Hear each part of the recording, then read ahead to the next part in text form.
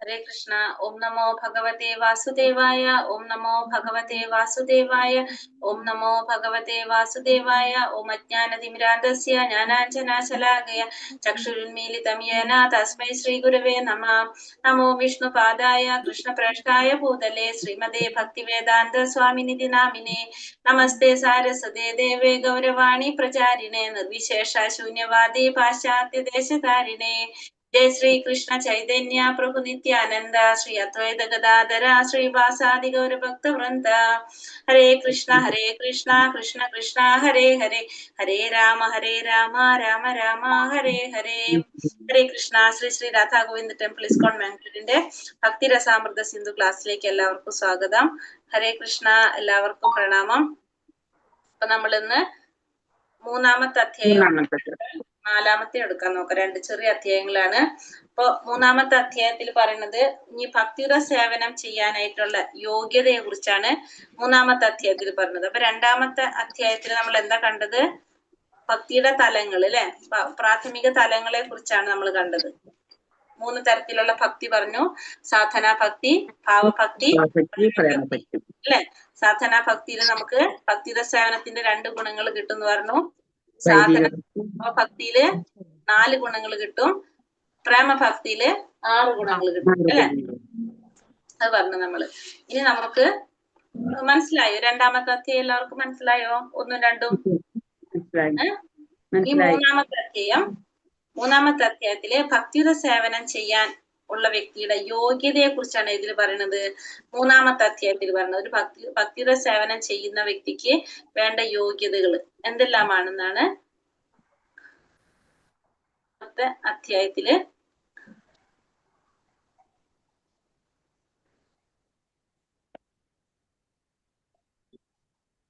മൂന്നാമത്തെ അധ്യായത്തിൽ പറയുന്നത്. हरे कृष्णा. ओम नमो भगवते वासुदेवाय. श्री श्री राधा गोविंद की जय, श्रील प्रभुपाद की जय. ഇതില് നമ്മളെ കുറെ ശ്ലോകങ്ങൾ ഭാഗവതത്തിലെ അല്ലെങ്കിൽ ഓരോ പുരാണങ്ങളുടെ ശ്ലോകങ്ങളുടെ മീനിങ് കൊടുത്തിട്ട് നമുക്ക് അതിനെ കുറിച്ച് പറയുന്നതാണ്. ഈ 3ഉം 4ഉം അധ്യായത്തിലൊക്കെ ഇത് തന്നെ പറഞ്ഞു പോകുന്നതാണ്. നമുക്കത് വായിക്കാം. പറയേണ്ട കാര്യങ്ങൾ നമുക്ക് പറയാം. 100% ഭക്തിയുടെ സേവനത്തിൽ ഏർപ്പെട്ടിരിക്കുന്ന മഹാത്മാക്കളുമായുള്ള സമ്പർക്കത്തിന്റെ ഫലമായിട്ട് ഒരാൾക്ക് കൃഷ്ണനിലേക്ക് കുറച്ചൊക്കെ ആകർഷിക്കപ്പെടുന്നു. അപ്പൊ ഭഗവാനിലേക്ക് ആകർഷിക്കപ്പെടുന്നതിനുള്ള ഒരു കാരണം എന്താണ് പറയുന്നത്? ഭക്തന്റെ സാന്നിധ്യം, ഭക്തന്മാരുടെ സമ്പർക്കം കൊണ്ട് എന്ത് സാധിക്കും? ഭഗവാനിലേക്ക് ആകർഷണം വരും. 100% ഭക്തിയുടെ സേവനത്തിൽ ഏർപ്പെട്ടിരിക്കുന്ന ഭക്തന്മാരുടെ സമ്പർക്കം കൊണ്ട് നമുക്കറിയാലോ, നമ്മ പറയില്ലേ, എന്താ പറയാ, മുല്ലപ്പൂവിന്റെ മുല്ലപ്പൂമ്പൊടി ഏറ്റുകൊടുക്കും കല്ലിനും സൗരഭ്യം ഉണ്ടാകും എന്ന് പറയുന്ന പോലെ ശുദ്ധ ഭക്തന്റെ സമ്പർക്കത്തിന്റെ ഫലമായിട്ട് നമ്മളും എന്ത് സംഭവിക്കും? ഭഗവാനിലേക്ക് ആകർഷിക്കപ്പെടും. എന്നാൽ അതേ സമയം തന്നെ അപ്പൊ ഒന്നാമത്തെ യോഗ്യത പറയുന്നത് ശുദ്ധ ഭക്തന്മാരുടെ സാന്നിധ്യം കൊണ്ട് നമ്മൾ ആരായിട്ട് മാറും? നമുക്കും ഭക്തന്മാരായിട്ട് മാറാൻ സാധിക്കും. ഇനി രണ്ടാമത് പറയുന്നതോ, അതേ സമയം തന്നെ ഫലാപേക്ഷയുടെ കർമ്മങ്ങളിലുള്ള താല്പര്യം, ഭൗതികവും ഐന്ദ്രിയവുമായ സുഖഭോഗങ്ങളിലുള്ള ആസക്തി കുറയുന്നില്ല. പലതരത്തിലുള്ള ത്യാഗസന്നദ്ധ ഉണ്ടായിട്ടില്ല. അങ്ങനെയുള്ള ഒരാൾക്കും എന്തുണ്ട്? ഭഗവാനിൽ വിശ്വാസം ഉണ്ടെങ്കിലും ഭക്തി സേവനം ചെയ്യാനുള്ള യോഗ്യതയുണ്ട്. അപ്പോ നമ്മുടെ ഫലകാംക്ഷ ചെയ്തിട്ടുള്ള ആഗ്രഹങ്ങൾ, ഫലം ആഗ്രഹിച്ചുകൊണ്ടുള്ള ഫലം ആഗ്രഹിച്ചുകൊണ്ടുള്ള കർമ്മങ്ങളിൽ താല്പര്യമുണ്ട്. ഭൗതികമായിട്ടും പിന്നെ ഇന്ദ്രിയ സംതൃപ്തികൾ അതൊന്നും നമ്മളെ കുറഞ്ഞിട്ടില്ല, ആസക്തി ഒന്നും കുറഞ്ഞിട്ടില്ല. ത്യാഗസന്നദ്ധയില്ല, ത്യാഗത്തിന്റെ മനോഭാവം നമ്മളിലില്ല. പക്ഷെ എന്തുണ്ട്? ഭഗവാനിൽ അചഞ്ചലമായ വിശ്വാസമുണ്ട്. ഈ പറഞ്ഞതൊന്നും നമ്മൾ മാറിയിട്ടില്ല. കർമ്മം ചെയ്യുന്നു, ഫലം ആഗ്രഹിച്ചുകൊണ്ട് ചെയ്യുന്നു, ഭൗതികമായ ആഗ്രഹങ്ങൾ മാറിയിട്ടില്ല, ഇന്ദ്രിയ സംതൃപ്തിക്ക് വേണ്ടിയിട്ടാണ് ആസക്തി മാറിയിട്ടില്ല, ത്യാഗസന്നദ്ധത ഇല്ല. പക്ഷെ നമുക്ക് എന്ത് മാത്രമുണ്ട്? ഭഗവാനിൽ അചഞ്ചലമായ വിശ്വാസമുണ്ട്. അങ്ങനെ ഒരു വ്യക്തിക്കും എന്ത് സാധിക്കും? ഭക്തിയുടെ സേവനം നടത്താൻ സാധിക്കും. അപ്പൊ 2 തരത്തിലുള്ള പറഞ്ഞു. ഒന്ന് ശുദ്ധഭക്തന്റെ സാന്നിധ്യം കൊണ്ട് നമുക്ക് എന്ത് സാധിക്കും? ഭഗവാനിലേക്ക് ആകർഷണം വന്ന് ഭക്തിയുടെ സേവനം ചെയ്യുന്ന ഒരു കൂട്ടര്. രണ്ടാമത്തെ എങ്ങനെയാണ് യോഗ്യത പറഞ്ഞത്? നമ്മുടെ ഭൗതികമായ ആഗ്രഹങ്ങളൊന്നും മാറിയിട്ടില്ല, ഒന്നും മാറ്റം വന്നിട്ടില്ല. പക്ഷെ എന്തുണ്ട്? ഭഗവാനില് വിശ്വാസം, അചഞ്ചലമായിട്ടുള്ള വിശ്വാസം ഉണ്ടെങ്കിൽ ഭക്തിയുടെ സേവനത്തിനുള്ള അർഹതയാണെന്ന് പറയാം. മൂന്ന് തരത്തിലുള്ള ഭക്തന്മാരെ കുറിച്ചാണ് ഇവിടെ പറയുന്നത്. ഉത്തമ ഭക്തൻ, മധ്യമ ഭക്തൻ, കനിഷ്ഠ ഭക്തൻ. നമ്മളിത് ഓൾറെഡി പഠിച്ചിട്ടുണ്ട്. ഏതിലാ പഠിച്ചിട്ടുള്ളത് നമ്മളിത്? ഉത്തമാധികാരി ആരാണ്, അല്ലെങ്കിൽ ഉത്തമ ഭക്തൻ ആരാണ്? ഓർമ്മയുണ്ടോ? ഉപദേശാമൃതത്തിലല്ലേ പഠിച്ചത്? ഉപദേശാമൃതത്തില് എന്താ പഠിച്ചത്? ഉത്തമ ഭക്തൻ ആരാണ്? കൃഷ്ണ ഭഗവാനിൽ ദീക്ഷ സ്വീകരിച്ചവര് ഉത്തമ ഭക്തരാണ്. ഉത്തമ ഭക്തരാണ്. ആചാര്യന്മാരെ നമുക്ക് എന്ത് പറയാം? ഉത്തമ ഭക്തന്മാരെന്ന് പറയും. അതായത് എപ്പോഴും ഭഗവാനെ മാത്രം ചിന്തിച്ചുകൊണ്ടിരിക്കുന്ന, ഭഗവത് സേവനത്തിൽ മുഴുകിയിരിക്കുന്നവരാരാണ്? ഉത്തമ ഭക്തന്മാരാണ്. ഇവിടെ പറയുന്നത് പ്രസക്തമായ ഗ്രന്ഥങ്ങളിൽ നിഷ്ണാതത്വം, അതായത് ശാസ്ത്രങ്ങളെ കുറിച്ച് ശരിയായ അറിവുള്ളവരായിരിക്കും. അതിന് ആധാരമായിട്ടുള്ള ചർച്ചകളിൽ വൈദഗ്ധ്യം നേടിയവരാണ്. തികഞ്ഞ വിവേചന ബുദ്ധിയോടെ നിഗമനങ്ങൾ അവതരിപ്പിക്കാനുള്ള സാമർഥ്യമുള്ളവര്. ജീവിതത്തിന്റെ പരമമായ ലക്ഷ്യം ഭക്തിയുതമായിട്ടുള്ള കൃഷ്ണന്റെ സേവനമാണെന്ന് അറിയുന്ന വ്യക്തി. തനിക്ക് ആരാധിക്കാനും തനിക്ക് സ്നേഹിക്കാനും ഭഗവാൻ മാത്രം ഉള്ളൂ എന്ന് വിശ്വസിക്കുന്നവരുമാണ് ആര്? ഒരു ഉത്തമാധികാരി എന്ന് പറയുന്നത്. മാത്രമല്ല ആചാര്യന്റെ ശ്രേണിയിൽ വരുന്ന വ്യക്തികളാണ് ആര്? ആചാര്യന്റെ കാറ്റഗറിയിലാണ് ആര് വരുന്നത്? ഉത്തമാചാര്യന്മാര് വരുന്നത്. ഈ ശ്രേണിയിൽ വരുന്ന ഭക്തന്മാർ ഉത്തമനായ ആത്മീയാചാര്യന്റെ ശാസനകളെ അതേപടി അനുസരിച്ച് ജീവിച്ചിട്ട് പോകുന്നുണ്ട്. അപ്പൊ ഈ ഉത്തമാചാര്യന്മാര് അവരുടെ ആചാര്യന്മാര് പറയുന്നത് അതേപടി അനുസരിച്ച് ജീവിച്ചു പോരുന്നവരാണ്. ഭക്തിയുടെ സേവനത്തിൽ പാകം വന്ന സ്ഥിതപ്രജ്ഞത നേടിയവരാണ് ഉത്തമ ഭക്തന്മാര്. സ്ഥിതപ്രജ്ഞത നേടിയവരുമായിരിക്കും ആര്? ഉത്തമ ഭക്തന്മാര്. മനസ്സിലായിട്ടുണ്ടാവും അല്ലെ? നമ്മൾ പഠിച്ചതാണ്. പിന്നെ അടുത്തത് മധ്യമാധികാരി. മതഗ്രന്ഥങ്ങളെ ആധാരമാക്കി ന്യായവാദം നടത്തുന്നതിൽ വലിയ സാമർഥ്യം ആർക്കുണ്ടാവില്ല? മധ്യമാധികാരിക്ക് ഉണ്ടാവില്ല. പക്ഷെ ലക്ഷ്യത്തെ കുറിച്ച് ദൃഢനിശ്ചയമുള്ളവരാണ്. ഭഗവാൻ മാത്രമാണ് ആരാധിക്കപ്പെടാനും സ്നേഹിക്കപ്പെടാനും യോഗ്യമായിട്ടുള്ള ഒരു പരമവസ്തു എന്ന് അറിയുന്നത് ആർക്കറിയാം? ഈ മധ്യമാധികാരിക്ക് അറിയാം. ശാസ്ത്രങ്ങളെ കുറിച്ച് അറിവുണ്ടാവില്ല, മറ്റുള്ളവരോട് തർക്കിക്കാനൊന്നും അവർക്ക് വലിയ സാമർഥ്യം ഉണ്ടാവില്ല. പക്ഷെ അവർക്ക് എന്തുണ്ട്? ഭഗവാനിൽ വിശ്വാസമുള്ളവരായിരിക്കും ആര്? മധ്യമാധികാരികൾ. കനിഷ്ഠാധികാരി എന്ന് പറയുന്നത് ഇവരുടെ വിശ്വാസം ഒരിക്കലും അങ്ങനെയല്ല, ശക്തമായിട്ടുള്ളതല്ല. വേറെ എന്തെങ്കിലും പറഞ്ഞു കഴിഞ്ഞാൽ അതിലേക്ക് അപ്പം മാറിപ്പോകുന്നതായിരിക്കും ആര്? കനിഷ്ഠാധികാരികള്. മതഗ്രന്ഥങ്ങളുടെ തീരുമാനത്തെ അവർ അംഗീകരിക്കുന്നില്ല. കാരണം അവർക്ക് എന്തറിയില്ല? ഈ ഗ്രന്ഥങ്ങളെ ശാസ്ത്രങ്ങളെ കുറിച്ചൊന്നും അവർക്കറിയില്ല. മറ്റുള്ളവരോട് ഉത്തമ ഭക്തന്മാരോട് എങ്ങനെ പെരുമാറണം, മധ്യമാധികാരോട് എങ്ങനെ പെരുമാറണം എന്നൊന്നും കനിഷ്ഠാധികാരിക്ക് അറിയില്ല. ശക്തമായ വാദഗതികളുടെ മുമ്പിൽ ഇവരുടെ വിശ്വാസം തകർന്നു പോകും. ലക്ഷ്യത്തെക്കുറിച്ച് വ്യക്തമായിട്ടുള്ള ബോധം ആർക്കുണ്ടാവില്ല? ഈ കനിഷ്ഠ ഭക്തന്മാർക്ക് ഉണ്ടാവില്ല. അപ്പൊ കനിഷ്ഠ ഭക്തൻ എന്ന് വെച്ചാൽ തുടക്കക്കാര്. മധ്യമ ഭക്തൻ എന്ന് വെച്ചാല് ഗുരുവിൽ നിന്ന് ദീക്ഷ സ്വീകരിച്ചവരാണ്. ഭഗവാന്റെ നാമം ചൊല്ലി പോകുന്ന, ഭഗവാന്റെ ഭക്തി സേവനം ചെയ്യുന്നവരാണ് മധ്യമാധികാരികള്. ഉത്തമാധികാരി എന്ന് വെച്ചിട്ടുണ്ടെങ്കില് ആചാര്യന്മാരാണ്. ദീക്ഷ സ്വീകരിച്ചവര്, ആചാര്യന്മാര്, എല്ലാവരെയും ഒരുപോലെ കാണുന്നവര്, മറ്റുള്ളവരെ തെറ്റായ രീതിയിലൊന്നും കാണാത്തവരാണ് ആര്? ഉത്തമ ഭക്തന്മാരെന്ന് പറയുന്നത്. നന്മ മാത്രം കാണുന്നവര്. നമ്മൾ ഓൾറെഡി പഠിച്ചതാണ് ഇത് മൂന്നും. 100% ഭക്തിയുടെ സേവനത്തിൽ ഏർപ്പെട്ടിരിക്കുന്ന മഹാത്മാക്കളുമായിട്ടുള്ള സമ്പർക്കത്തിന്റെ ഫലമായിട്ട് ഒരാൾക്ക് കൃഷ്ണനിലേക്ക് കുറച്ചൊക്കെ ആകർഷിക്കപ്പെടുന്നു. അപ്പൊ നമ്മൾ പറഞ്ഞു, ശുദ്ധ ഭക്തന്മാരുടെ സാന്നിധ്യം കൊണ്ട് ഒരു ഭക്തനാകാനായിട്ട് ഒരു വ്യക്തിക്ക് സാധിക്കും. ധർമ്മനിഷ്ഠയില്ലാത്തവർക്ക് ഭക്തിയുടെ സേവനത്തിലേക്ക് വരാനാവില്ല. ധർമ്മനിഷ്ഠ ഇല്ലാത്തവർക്ക് എന്ത് സാധിക്കില്ല? ഭക്തിയുടെ സേവനത്തിലേക്ക് വരാനായിട്ട് സാധിക്കില്ല. ധാർമ്മിക പ്രവൃത്തിയിൽ ഏർപ്പെടാതെ ദുരിതാനുഭവക്കാരൻ ക്രമേണ അജ്ഞേയവാദിയോ കമ്മ്യൂണിസ്റ്റോ അതുപോലെ മറ്റു വല്ലതുമൊക്കെ ആയിത്തീരും. കാരണം അയാൾ ഈശ്വരനിൽ പൂർണ്ണമായും വിശ്വസിക്കുന്നില്ല. ഈശ്വരനെ നിരാകരിച്ചുകൊണ്ട് തന്നെ സ്വന്തം ദുരിതാവസ്ഥയുമായി പൊരുത്തപ്പെട്ടു പോകുവാൻ കഴിയുമെന്നാണ് അയാൾ കരുതുന്നത്. അപ്പോ ഈ ധർമ്മനിഷ്ഠ ഇല്ലാത്തവർക്ക് എന്താ സംഭവിക്കുന്നത്? അവര് അജ്ഞേയവാദിയോ കമ്മ്യൂണിസ്റ്റോ അതുപോലെ തന്നെ വേറെ എന്തെങ്കിലുമൊക്കെയാണ്. അവർക്ക് എന്തില്ല? ഭഗവാനിൽ വിശ്വാസം ഇല്ല. മാത്രമല്ല ഭഗവാനെ നിരാകരിച്ചുകൊണ്ട് സ്വന്തം ദുരിത അവസ്ഥയുമായിട്ട് പൊരുത്തപ്പെട്ടു പോകാൻ കഴിയുമെന്നാണ് ആര് കരുതുന്നത്? ഇത്തരത്തിലുള്ളവരായിട്ട് കരുതുന്നത്. അപ്പൊ ഭഗവാനുമായിട്ടുള്ള ഐക്യം തങ്ങളുടെ ലക്ഷ്യമായി കാണുന്നത് ഭൗതിക സങ്കല്പമാണ്. ലക്ഷ്യമായിട്ട് കരുതുന്നത് ഭൗതിക സങ്കല്പത്തില്.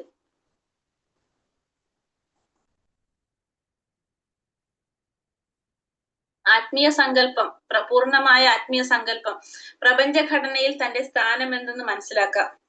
അത് മനസ്സിലാക്കുന്നതോടെ അതീന്ദ്രിയമായ സ്നേഹസങ്കല്പത്തെ ഭഗവാനോട് ഒട്ടിച്ചേരാൻ വേണ്ടതൊക്കെ അയാൾക്ക് അറിയാനായിട്ടാകും. അപ്പൊ അതീന്ദ്രിയമായിട്ടുള്ള ഭഗവാനിൽ നമ്മുടെ സ്ഥാനം എന്തെന്ന് മനസ്സിലാക്കിയിട്ട് നമ്മൾ അപ്പൊ എന്താണ്, നമ്മൾ ഏത് രീതിയിലാണ് ഭഗവാനെ സേവിക്കേണ്ടതെന്ന് മനസ്സിലാക്കി കഴിഞ്ഞാൽ നമ്മൾ എന്ത് ചെയ്യും?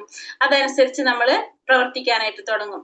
ദുർമന്ദവാദിയുടെയോ മായാജാലത്തിന് വശംവദനാകുന്നതിനോടാണ് ഭുക്തിയോ മുക്തിയോ ആഗ്രഹിക്കുന്നവനെ രൂപഗോസ്വാമി തുലനം ചെയ്യുന്നത്. അപ്പോ മുക്തി ആഗ്രഹിക്കുന്നവരെ അല്ലെങ്കിൽ ഭുക്തി ആഗ്രഹിക്കുന്നവരെ എന്തിനോടാണ് രൂപഗോസ്വാമി തുലനം ചെയ്യുന്നത്? ദുർമന്ദവാദിയുടെ മായാജാലത്തിനോടാണ്, മായാജാലത്തിന് വശംവദനായിരിക്കുന്നതിനോടാണ് തുലനം ചെയ്യുന്നത്. കാരണം അത് ഭക്തിയുടെ സേവനത്തിന്റെ അതീന്ദ്രിയമായ രുചി അനുഭവിക്കാൻ സഹായിക്കുന്നില്ല. അപ്പൊ ഈ മുക്തിയും ഭുക്തിയും നമ്മൾ എന്തിന് സഹായിക്കില്ല? അതീന്ദ്രിയമായിട്ടുള്ള ഭക്തിയുടെ സേവനത്തിന്റെ രുചി അറിയാനായിട്ട് നമ്മുടെ സഹായിക്കുന്നതല്ല എന്ത്? മുക്തിയും ഭുക്തിയും. എന്താണ് മുക്തി? മുക്തി എന്ന് വെച്ചാണെങ്കിൽ ഭഗവാനിൽ ലയിക്കുക, ഈശ്വരനിൽ ലയിക്കുന്നതിനാണ് മുക്തി എന്ന് പറയുന്നത്.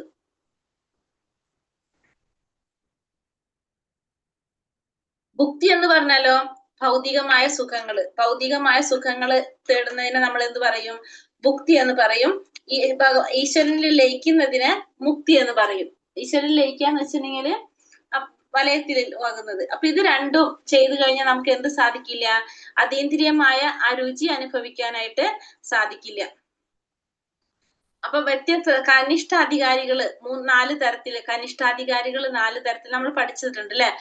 4 സുഹൃതികളെ കുറിച്ച് ഭഗവത്ഗീതയിൽ പഠിച്ചിട്ടുള്ളത്. ആരൊക്കെയാണ്? ദുഃഖിതൻ, ധനകാംക്ഷി, ജിജ്ഞാസു, ജ്ഞാനി. 4 തരത്തിലുള്ള സുഹൃതികള്. ദുഃഖിതൻ ഉദാഹരണം നമുക്കറിയാം, ഗജേന്ദ്രനും ദ്രൗപദിയും നമ്മൾ പഠിച്ചു. ധനകാംക്ഷിക്ക് ധ്രുവ മഹാരാജാവും പിന്നെ ആരാണ്? സുഗ്രീവനെ കണ്ടിരുന്നു. ജിജ്ഞാസുവായിട്ട് നൈമിഷാരണത്തിൽ ഋഷിമാരും പിന്നെ ആരാണ്? പരീക്ഷിത്ത് മഹാരാജാവും നമ്മൾ കണ്ടു. ജ്ഞാനിയായിട്ട് ഇവിടെ പറഞ്ഞിരിക്കുന്ന 4 കുമാരന്മാര് നമ്മൾ ആരെയെ മനസ്സിലാക്കിയിട്ടുണ്ടായിരുന്നത്? ശുകദേവ ഗോസ്വാമിയെ. അതാണ് നമ്മള് ഭഗവത്ഗീതയിൽ പഠിച്ചിട്ടുണ്ടായിരുന്നു. ഇതിൽ ആരാണ് ഉത്തമനായിട്ടുള്ളത്? നമുക്കറിയാം ഭഗവാൻ ആരെയാണ് കൂടുതൽ പ്രിയപ്പെട്ടത്? ജ്ഞാനിയാണ് ഭഗവാന് കൂടുതൽ പ്രിയപ്പെട്ടത്. എന്തുകൊണ്ടാണ്? ജ്ഞാനി ഒരിക്കലും എന്താഗ്രഹിക്കുന്നില്ല? ഭഗവാനോടൊന്നും ആവശ്യപ്പെടുന്നില്ല. ഭൗതികമായിട്ടുള്ള യാതൊന്നും വേണ്ട, എന്ത് മാത്രം മതി? ഭഗവാനെ കുറിച്ച് അറിയാനായിട്ട് അറിവ്, അത് മാത്രമാണ് ആരാഗ്രഹിക്കുന്നത്? ജ്ഞാനി ആഗ്രഹിക്കുന്നത്. ശാസ്ത്രങ്ങളെ കുറിച്ച് പ്രാഥമികമായിട്ടുള്ള അറിവെങ്കിലും ഉള്ളവരാണ് ജ്ഞാനി. അതുകൊണ്ട് ഭഗവാന് പ്രിയപ്പെട്ടത് ആരാണ്? ജ്ഞാനിയാണ്. ഈ വൈദി സാധന ഭക്തി മുന്നേറാനുള്ള തടസ്സങ്ങൾ എന്തൊക്കെയാണെന്നാണ് പറയുന്നത്? മുക്തിയോ ഭുക്തിയോ ആഗ്രഹിക്കുക. മുക്തി ആഗ്രഹിച്ചാലും ഭുക്തി ആഗ്രഹിച്ചാലും നമുക്ക് എന്തിലില്ല? ഭക്തിയിലേക്ക് മുന്നേറാനായിട്ട് സാധിക്കില്ല. അപ്പൊ അതിന് ശാസ്ത്രങ്ങളിൽ നിന്നുള്ള ഉദാഹരണങ്ങളാണ് പറഞ്ഞിരിക്കുന്നത്. ഇത് വായിച്ചു പോകാം. എന്തെങ്കിലും മനസ്സിലാവാത്ത ഭാഗം ഉണ്ടെങ്കിൽ പറയാട്ടോ. അതായത് ശാസ്ത്രങ്ങൾ വെച്ചാൽ ഇപ്പൊ ഭാഗവതത്തിലെ ഓരോ ശ്ലോകങ്ങൾ കോട്ട് ചെയ്ത് പറഞ്ഞിരിക്കുകയാണ്. എന്തുകൊണ്ട് നമ്മൾ ഭക്തി ഏറ്റവും പ്രധാനപ്പെട്ടതെന്ന് പറയുന്നതിന്റെ കാരണങ്ങൾ പറയാനിവിടെ. ശ്രീമദ് ഭാഗവതം 3-ാം സ്കന്ധം 25-ാം അധ്യായം 34-ാം ശ്ലോകത്തില് കപിലദേവൻ പറയുന്നത്, ഭക്തർ എല്ലാതരം മുക്തിയും നിരസിക്കുന്നു. അവർ ഭക്തിയുടെ സേവനം കൊണ്ട് തന്നെ സംതൃപ്തരാണ്. അപ്പൊ ഭക്തിയുടെ സേവനം കൊണ്ട് തന്നെ എല്ലാ ഭക്തന്മാരും സന്തോഷവാന്മാരാണ്, ആനന്ദം ആഗ്രഹിക്കുന്നത്. അതുകൊണ്ട് അവർ എന്ത് ചെയ്യുന്നില്ല? മുക്തി അവർ നിരസിക്കുകയാണ് ചെയ്യുന്നത്. മുക്തി അവർക്ക് വേണ്ട. ശ്രീമദ് ഭാഗവതം 4-ാം സ്കന്ധം 9-ാം അധ്യായം 10-ാം ശ്ലോകത്തിൽ ധ്രുവ മഹാരാജാവ് പറയാണ്, ഭഗവാൻ അങ്ങയുടെ പാതാരവിന്ദങ്ങളുടെ ധ്യാനത്തിൽ മുഴുകുമ്പോൾ ശുദ്ധ ഭക്തന്മാർ അനുഭവിക്കുന്ന അതീന്ദ്രിയ ആനന്ദമായ ആനന്ദത്തിന്റെ സമീപത്തെങ്ങും എത്താൻ ആത്മസാക്ഷാത്കാരത്തിലൂടെ നിർവ്യക്തികവാദികൾ അനുഭവിക്കുന്ന ആനന്ദത്തിന് സാധ്യമല്ല. അങ്ങനെ ഇരിക്കെ ഏറിപ്പോയാൽ സ്വർഗീയ ലോകങ്ങളിലേക്ക് ഉയർത്തപ്പെടാൻ മാത്രം സാധ്യതയുള്ള കാമികർമ്മികൾക്ക് എങ്ങനെയാണ് അങ്ങനെ മനസ്സിലാക്കാൻ സാധിക്കുക? അപ്പൊ ഈ ഭാഗവതത്തിലെ ധ്രുവ മഹാരാജാവ് പറയുന്നതാണ്, ഭഗവാന്റെ പാതാരവിന്ദങ്ങളിൽ മുഴുകിക്കഴിഞ്ഞാൽ ശുദ്ധഭക്തന്മാർ അനുഭവിക്കുന്ന ആനന്ദത്തിന്റെ സമീപത്തെത്താനായിട്ട് നിർവ്യക്തികവാദികൾ അനുഭവിക്കുന്ന ആനന്ദത്തിന് സാധ്യമല്ല. അപ്പോ അങ്ങനെയാണെങ്കിൽ പിന്നെ ഈ സ്വർഗലോകത്തിലേക്ക് മാത്രം ഉയർത്തപ്പെടാനായിട്ട് സാധ്യതയുള്ള കാമ്യകർമ്മികളുടെ എങ്ങനെയാണ് മനസ്സിലാക്കാൻ സാധിക്കുക? ഇപ്പൊ മറ്റേ നമ്മൾ അറിയില്ല, മുക്തിയുടെ 2 ഭാവങ്ങളാണ്. ഒന്ന് എന്ത്? അവ്യക്തിവാദികളുടെ ഭഗവാന്റെ പരമസത്യത്തില് പ്രകാശത്തിൽ ലയിക്കുന്നതും, രണ്ടാമത്തത് ഭഗവാന്റെ പാദത്തിൽ അഭയം തേടുന്നതും. അപ്പൊ ഭഗവാന്റെ പാദത്തിൽ അഭയം തേടുന്നവരുടെ ആനന്ദം പോലും ആർക്കില്ല? പ്രകാശത്തിൽ ലയിക്കുന്നവർക്കില്ല. പിന്നെ അത് രണ്ടും എന്താണ്? മുക്തിയാണ്, ആത്മീയമായിട്ടുള്ളതാണ്, ആധ്യാത്മികത്തിലുള്ളവരാണ്. പക്ഷേ അപ്പൊ അങ്ങനെയാണെങ്കിൽ പിന്നെ സ്വർഗലോകത്തിലേക്ക് ഉയർത്താൻ വേണ്ടിയിട്ട് കാമ്യകർമ്മങ്ങൾ ചെയ്യുന്നവരുടെ അവസ്ഥ പിന്നെന്താണെന്നാണ് ഇവിടെ ധ്രുവ മഹാരാജാവ് പറയുന്നത്. പിന്നെന്താ പറഞ്ഞത്? ദുർമന്ത്രവാദിയുടെ മായാജാലത്തിന് വശംവദനാകുന്നതിനോടാണ് മുക്തിയോ ഭുക്തിയോ ആഗ്രഹിക്കുന്നവരെ രൂപഗോസ്വാമി തുലനം ചെയ്തിരിക്കുന്നത്. വില്ലമംഗലം ഠാക്കൂർ പറയുന്നത് മുക്തി എന്നെ സേവിക്കാനായിട്ട് എന്റെ പടിവാതിക്കൽ കൈകൂപ്പി വന്ന് കാത്തു നിൽക്കുകയാണ്. അപ്പൊ ഭക്തി എത്രയും വിശേഷമാണെന്ന് അവിടെ പറയാം. മുക്തി വന്നു നിന്നിട്ട് നമ്മൾ എന്ത് ചെയ്യുന്നില്ല, മുക്തിയെ നമുക്ക് വേണ്ട. വില്ലമംഗലം ഠാക്കൂർ പറഞ്ഞ അത്രയും ഭക്തനാണ്. അദ്ദേഹം പറഞ്ഞത് മുക്തി എന്നെ സേവിക്കാൻ വേണ്ടിയിട്ട് പടിവാതിക്കൽ വന്ന് നിൽക്കാണ്, കൈകൂപ്പി നിൽക്കുകയാണെന്നാ പറഞ്ഞത്. പക്ഷെ ആർക്ക് വേണ്ട? അദ്ദേഹത്തിന് വേണ്ട. അദ്ദേഹം മുക്തിയല്ല വേണ്ടത്, ഭക്തിയാണ് വേണ്ടത്.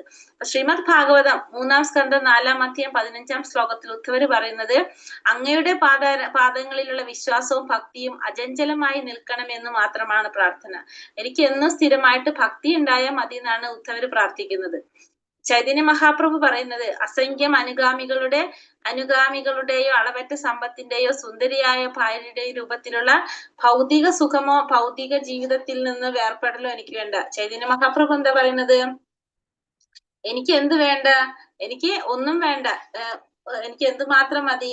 ഭഗവാനോടുള്ള അളവറ്റ സുന്ദരിയോ ഭാര്യയോ ഒന്നും എനിക്ക് വേണ്ട. എനിക്ക് എന്ത് മാത്രം മതി? ഭഗവാന്റെ ആ പാതാരവിന്ദത്തില് അഭയം മാത്രമാണ് ആരാഗ്രഹിക്കുന്നത്? ചൈതന്യ മഹാപ്രഭു ആഗ്രഹിക്കുന്നത്. അതായത് അസംഖ്യം അനുഗാമികളുടെയോ അസംഖ്യം അനുഗാമികള് അല്ലെങ്കിൽ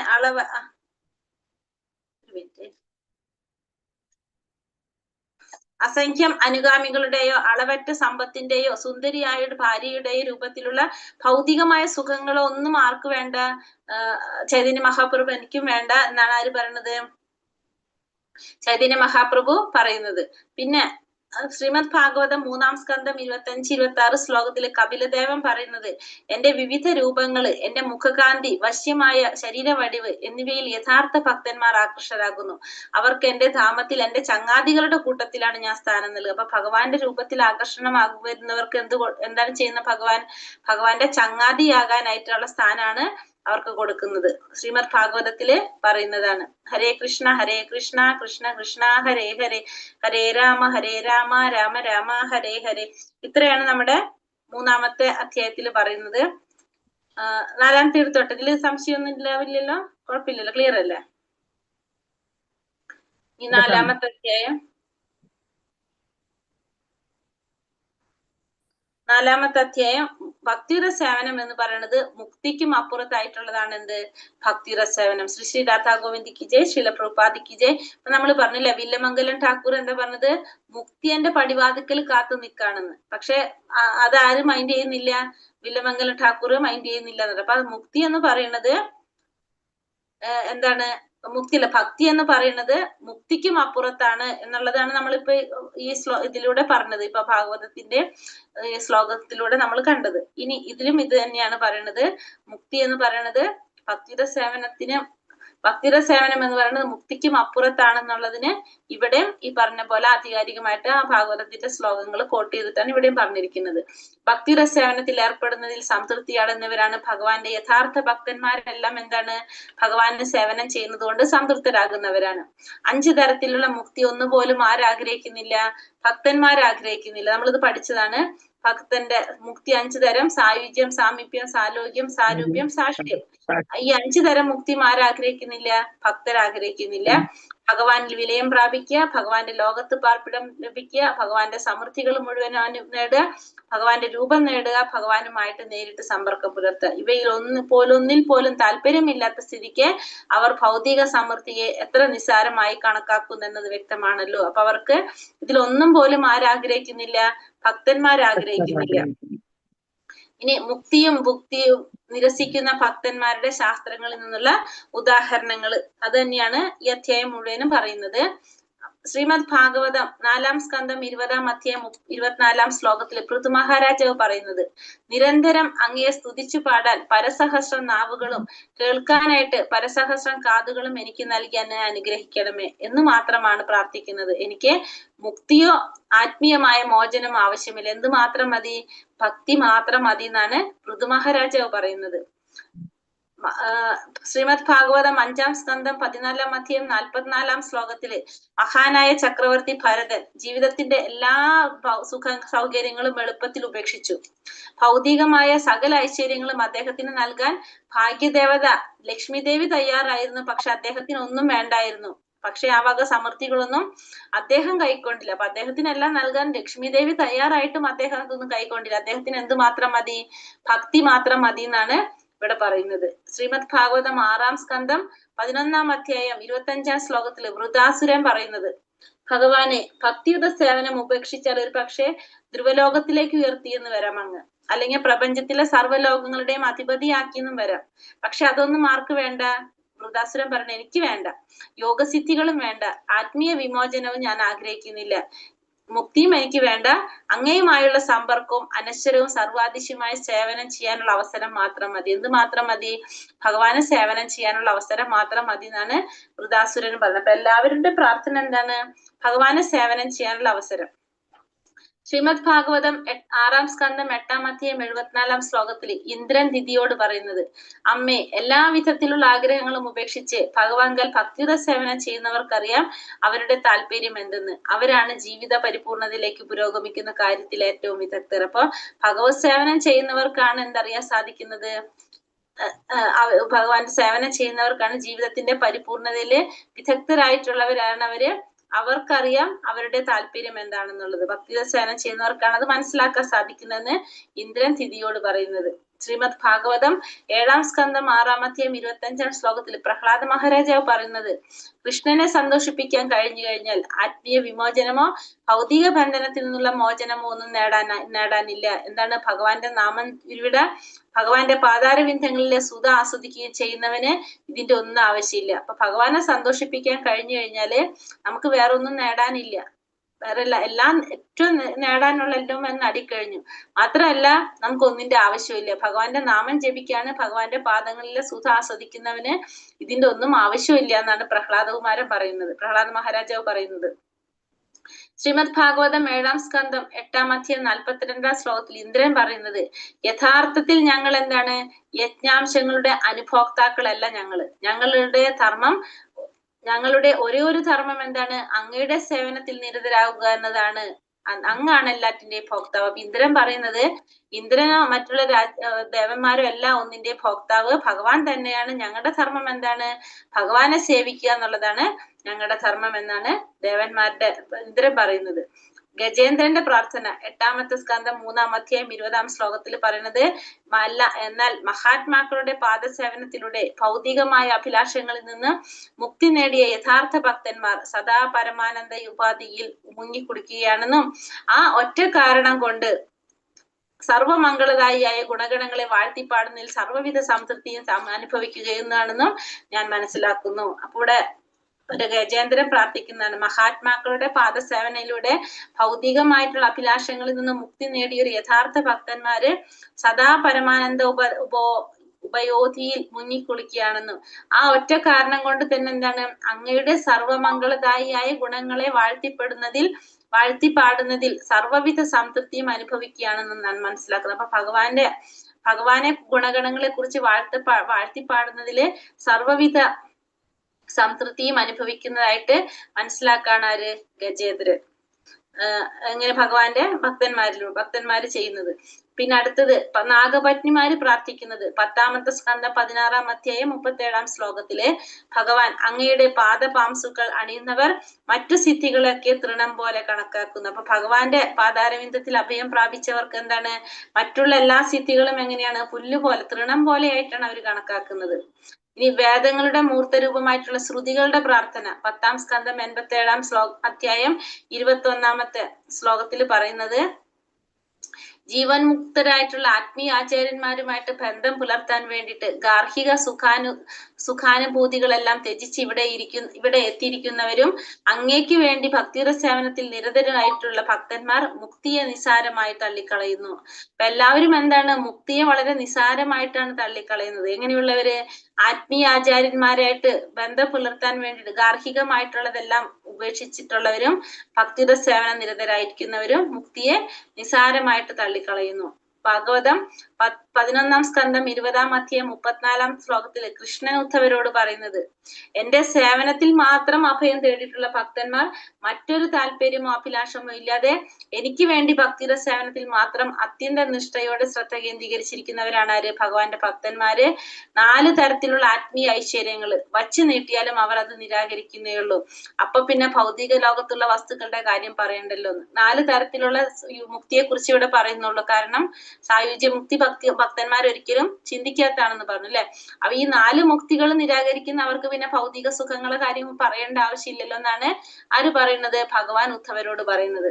പിന്നെ 10-ാമത്തെ സ്കന്ധം 14-ാം അധ്യായം 14-ാമത്തെ ശ്ലോകത്തിൽ പറയുന്നത്, ഭഗവാൻ പറയാണ്, ഉദ്ധവരെ, എന്നെ കുറിച്ചും എന്റെ പ്രവർത്തനങ്ങളെ കുറിച്ചുള്ള ചിന്തകൾ കൊണ്ട് നിറഞ്ഞ മനസ്സോട് കൂടിയവന് ബ്രഹ്മപദമോ ഇന്ദ്രപദവിയോ സ്വർഗലോകാധിപത്യമോ അഷ്ടൈശ്വര്യ സിദ്ധിയോ എന്തിനധികം മുക്തി പോലും ആരാഗ്രഹിക്കുന്നില്ല? ഭക്തന്മാരാഗ്രഹിക്കുന്നില്ല എന്ന് ഭഗവാൻ ഉദ്ധവനോട് പറയുന്നത്. ഇനി ശ്രീമദ് ഭാഗവതം 12-ാമത്തെ സ്കന്ധം 10-ാം അധ്യായം 6-ാമത്തെ ശ്ലോകത്തില് ദേവി മഹർഷി മാർക്കണ്ഡേയൻ എന്ന ബ്രാഹ്മണന് ഭഗവാനിൽ അചഞ്ചലമായ ഭക്തിയും വിശ്വാസവും സിദ്ധിച്ചു. എന്നാൽ ഒരിക്കലും ഭഗവാനോട് എന്തെങ്കിലും വരം ചോദിച്ചിട്ടില്ല. ഭൗതിക ലോകത്തുള്ള മോചനം പോലും ആരാഗ്രഹിക്കുന്നില്ല, ആരും ആഗ്രഹിക്കുന്നില്ല. അതാണ് ഇവിടെ അത് പറയുന്നത്. 12-ാമത്തെ സ്കന്ധം 10-ാം അധ്യായം 6-ാമത്തെ ശ്ലോകത്തില് പറയുന്നത്.